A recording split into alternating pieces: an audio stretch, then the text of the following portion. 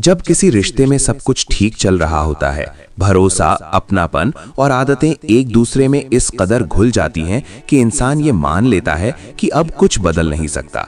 ठीक उसी समय चुपचाप एक तीसरी मौजूदगी जन्म लेती है। न वो सामने होती है, न ही उसका नाम लिया जाता है, लेकिन उसकी परछाई हर बात, हर चुप्पी और हर नजर में उतरने लगती है। शुरुआत बहुत मासूम होती है, एक अतिरिक्त ध्यान, किसी और की बातें ज्यादा दिलचस्प लगने लगती हैं, तुलना शुरू हो जाती है और दिमाग इसे सामान्य बताकर खुद को समझाता रहता है कि यह तो बस समय का असर है। मगर मन के भीतर कहीं एक दरार बन चुकी होती है। यहीं से मनोविज्ञान का खेल शुरू होता है, क्योंकि इंसान का दिमाग सच को एक साथ स्वीकार नहीं करता। वो पहले उसे टुकड़ों में तोड़ता है ताकि दर्द कम लगे। रिश्ते में रहने वाला व्यक्ति अनजाने में भावनात्मक दूरी बनाना शुरू कर देता है। बातचीत कम नहीं होती, लेकिन उसमें गर्माहट खत्म होने लगती है। सामने वाला बदलाव महसूस करता है पर कारण समझ नहीं पाता। वो सवाल करता है तो जवाब अधूरे मिलते हैं। अगर ये वीडियो आपको समझने में मदद कर रही है और आपकी सोच को मजबूत बना रही है तो अभी चैनल को सब्सक्राइब कर लीजिए। यहाँ हर वीडियो मन को शांत रखना और स्वयं पर नियंत्रण सिखाने के लिए है। तो अगर आप भी भीतर से मजबूत बनना चाहते हैं तो स्टोइक माइंड सीक्रेट को अभी सब्सक्राइब करें, क्योंकि सच बोलने का मतलब खुद को दोषी मान लेना होता है और दिमाग खुद को दोषी महसूस करने से बचाने के लिए बहाने गढ़ता है। धीरे धीरे तीसरी मौजूदगी एक सुरक्षित जगह बन जाती है, जहां बिना जिम्मेदारी के समझा जाना मिलता है, जहां कोई सवाल नहीं, कोई अपेक्षा नहीं। और यही सबसे खतरनाक बिंदु होता है, क्योंकि इंसान अक्सर जिम्मेदारी से नहीं, आराम से प्यार समझने लगता है। अब रिश्ते के भीतर रहने वाला व्यक्ति दोहरी जिंदगी जीने लगता है, एक जिसमें आदतें हैं और दूसरा जिसमें रोमांच है। और दिमाग इन दोनों को अलग अलग खानों में रखकर खुद को सही साबित करता रहता है, मगर मन एक है और वो इस बोझ को सहन नहीं कर पाता। छोटी छोटी बातों पर चिड़चिड़ापन बढ़ने लगता है। सामने वाला हर कोशिश करता है कि पहले जैसा सब हो जाए, लेकिन उसे ये नहीं पता कि मुकाबला अब इंसान से नहीं बल्कि उस कल्पना से है जो किसी और के साथ जुड़ चुकी है। यहीं पर असुरक्षा जन्म लेती है। शक, डर और बेचैनी रिश्ते की नींव हिला देते हैं। तीसरी मौजूदगी भले ही शारीरिक रूप से पास न हो, लेकिन मानसिक रूप से वो हर समय बीच में रहती है। हर निर्णय से पहले, हर संदेश के बाद, हर चुप्पी के दौरान। और यही कारण है कि रिश्ते में रहते हुए भी अकेलापन बढ़ता चला जाता है। मनोविज्ञान कहता है कि जब इंसान भावनात्मक रूप से किसी और से जुड़ जाता है तो वो पुराने रिश्ते में कमियां ढूंढने लगता है, ताकि खुद के चुनाव को सही ठहरा सके। जो बातें पहले नजरअंदाज होती थीं, वही अब असहनीय लगने लगती हैं। ये एक तरह का मानसिक बचाव तंत्र होता है, क्योंकि अगर वो माने कि गलती उसकी है तो उसे खुद से नफरत करनी पड़ेगी। इसीलिए वो हालात, समय और सामने वाले को दोषी ठहराने लगता है। लेकिन सच्चाई ये है कि तीसरा व्यक्ति जितना चुपचाप आया था, उतना ही चुपचाप रिश्ते को खोखला कर चुका होता है। एक दिन ऐसा आता है जब सामने वाला टूट कर पूछता है कि क्या अब भी वही जगह बची है या नहीं, और जवाब देने वाला व्यक्ति चुप रह जाता है, क्योंकि वो जानता है कि सच बोलेगा तो सब खत्म हो जाएगा और झूठ बोलेगा तो खुद खत्म हो जाएगा। यही वो पल होता है जहां सस्पेंस अपने चरम पर पहुंचता है, क्योंकि फैसला चाहे जो भी हो, नुकसान तय है। अगर तीसरी मौजूदगी को छोड़ता है तो अपराध बोध और पछतावा पीछा नहीं छोड़ता, और अगर पुराने रिश्ते को छोड़ता है तो एक ऐसा खालीपन जन्म लेता है जिसे कोई भी तुरंत नहीं भर सकता। मनोविज्ञान के अनुसार यहाँ इंसान अक्सर सबसे आसान रास्ता चुनता है। वो दूरी बना लेता है, टाल मटोल करता है, समय के भरोसे छोड़ देता है, लेकिन समय कभी फैसला नहीं करता। वो सिर्फ सच को और गहरा कर देता है। अंत में जब सब कुछ साफ होता है तो अक्सर बहुत देर हो चुकी होती है। भरोसा टूट चुका होता है, शब्दों की कीमत खत्म हो चुकी होती है और रिश्ते सिर्फ यादों में जिंदा रह जाते हैं। तीसरी मौजूदगी कभी पूरी तरह जीतती नहीं और न ही पूरी तरह हारती है, क्योंकि उसका असली असर किसी एक पर नहीं बल्कि तीनों की मानसिक शांति पर पड़ता है।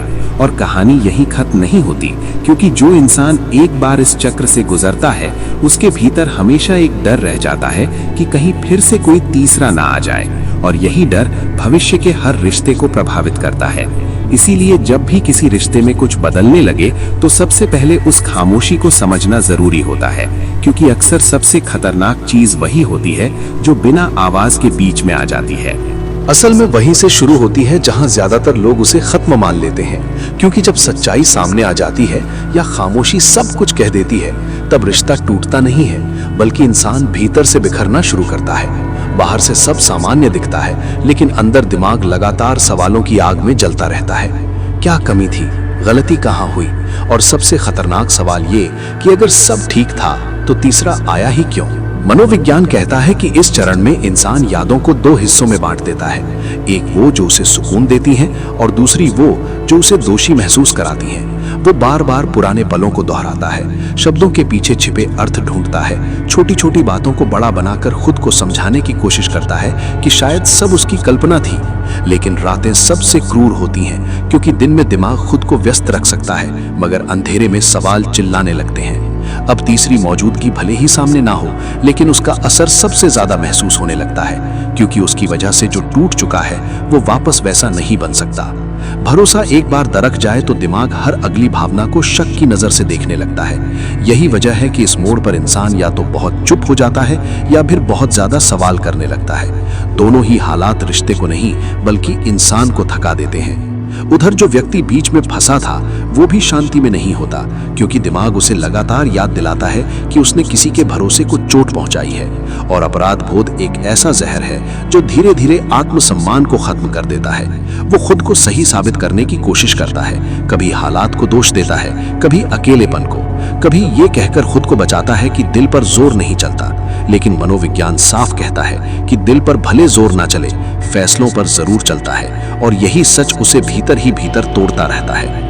तीसरी मौजूदगी इस चरण में सबसे अजीब स्थिति में होती है, क्योंकि वो ना पूरी तरह पाई जाती है और ना ही पूरी तरह खोई जाती है। शुरुआत में जो आकर्षण था वो अब डर में बदलने लगता है, क्योंकि उसे एहसास होने लगता है कि जिस तरह एक रिश्ता टूटा है उसी तरह कभी उसके साथ भी हो सकता है। यहीं से भरोसे का नया चक्र शुरू होता है, जहां हर कोई हर किसी से डरने लगता है। रिश्ते अब भावनाओं से नहीं बल्कि शर्तों से चलने लगते हैं। कोई भी पूरी तरह खुलकर भरोसा नहीं कर पाता, और यही असली नुकसान है, क्योंकि इंसान टूटे रिश्ते से ज्यादा टूटे विश्वास से उभरने में समय लेता है। अब कहानी का सबसे सस्पेंस भरा हिस्सा आता है, जब समय बीतने के बाद अचानक कोई पुरानी याद, कोई गाना, कोई जगह या कोई शब्द फिर से सबको जगा देता है, और इंसान सोचता है कि क्या अगर उस वक्त एक ईमानदार बातचीत हो जाती तो नतीजा अलग होता। ये अगर और काश मनोविज्ञान का सबसे खतरनाक जाल है, क्योंकि ये इंसान को वर्तमान में जीने नहीं देता। वो लगातार अतीत में सुधार करने की कोशिश करता रहता है, जो असंभव है। धीरे धीरे एक गहरी समझ जन्म लेती है कि तीसरा व्यक्ति असल में बाहर से नहीं आया था, वो अंदर की खाली जगह से पैदा हुआ था। उस जगह से जहां संवाद रुक गया था, जहां भावनाएं अनसुनी रह गई थीं, और जहां इंसान ने सच बोलने से ज्यादा आसान रास्ता चुना था। यही एहसास कहानी को एक नया मोड़ देता है, क्योंकि अब दोष किसी एक का नहीं रह जाता, बल्कि पूरे रिश्ते की चुप्पी कटघरे में खड़ी हो जाती है। अंत में कुछ लोग सीख लेते हैं और कुछ लोग उसी गलती को नए रिश्तों में दोहराते हैं। लेकिन जो समझ जाता है वो जान जाता है कि तीसरे से बचने का एक ही तरीका है, समय पर बोलना, सुनना और उस दूरी को पहचान लेना जो बिना दिखे बढ़ने लगती है। कहानी यहाँ खत्म नहीं होती, क्योंकि हर अगला रिश्ता इस कहानी की परछाई लेकर आता है। फर्क सिर्फ इतना होता है कि अब इंसान के पास अनुभव होता है, और अनुभव अगर सही तरह से समझ लिया जाए तो वही सबसे मजबूत सुरक्षा बन जाता है। लेकिन अगर नहीं समझा गया तो वही अनुभव अगले रिश्ते में फिर से किसी तीसरे को जन्म दे देता है। और यही इस कहानी का सबसे गहरा और डरावना सच है।